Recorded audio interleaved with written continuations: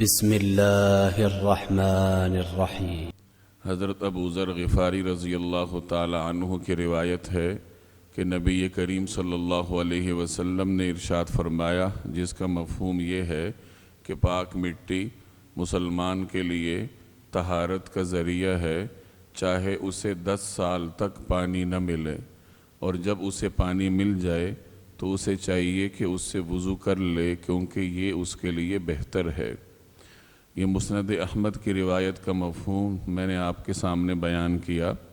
نماز انتہائی اہم عبادت ہے، اور اس عبادت میں داخل ہونے کے لیے اللہ تعالیٰ نے ایک خاص طریقہ کار مقرر کیا ہے کہ انسان وضو کر کے نماز پڑھے۔ بغیر وضو نماز پڑھنے کی اجازت نہیں ہے۔ بعض اوقات ایسا ہوتا ہے کہ انسان کو پانی تو میسر ہے، لیکن وہ کسی وجہ سے پانی کے استعمال کی طاقت نہیں رکھتا، بیماری کی وجہ سے یا کسی اور مجبوری کی وجہ سے ایک انسان پانی استعمال نہیں کر سکتا۔ اسی طریقے سے بعض اوقات انسان کو خود تو کوئی عذر نہیں ہوتا، لیکن اسے پانی ہی میسر نہیں ہوتا کہ وہ سفر میں ہے، کسی صحرا میں ہے، یا کسی بھی وجہ سے اسے پانی نہیں مل رہا۔ تو جب ایسی صورتحال درپیش ہو کہ انسان کو پانی نہ ملے یا پانی تو ملے لیکن وہ استعمال نہ کر سکے، تو شریعت نے ایسی ہی نماز پڑھنے کی اجازت نہیں دی، بلکہ وضو کا ایک متبادل مجھے اور آپ کو تعلیم کیا ہے، جسے تیمم کہا جاتا ہے۔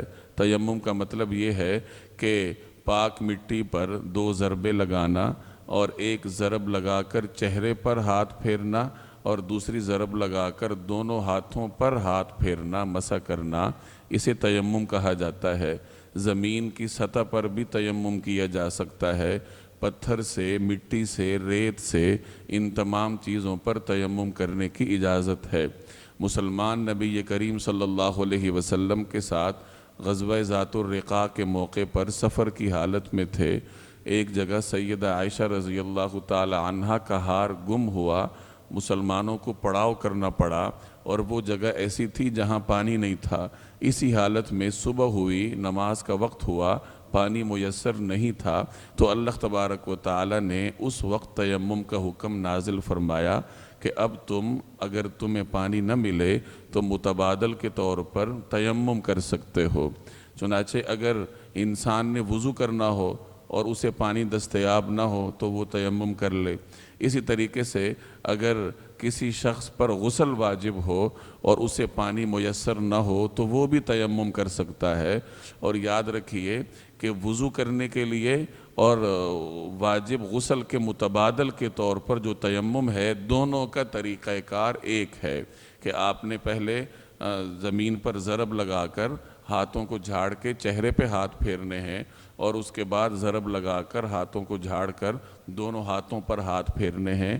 تو اس طریقے سے جو تیمم ہوتا ہے وہ وضو کا بھی متبادل ہے اور غسل کا بھی متبادل ہے، اور اس وقت تک آپ تیمم کر سکتے ہیں جب تک آپ کو پانی دستیاب نہ ہو۔ جیسے آج کی روایت میں ہم نے پڑھا کہ اگر کسی شخص کو 10 سال تک بھی پانی نہ ملے تو وہ تیمم کرتا رہے۔ ہاں، جب بھی اسے پانی مل جائے، اس کا مرض ختم ہو جائے یا اسے پانی دستیاب ہو جائے، تو وہ فوری طور پر وضو کر کے پھر نماز پڑھے۔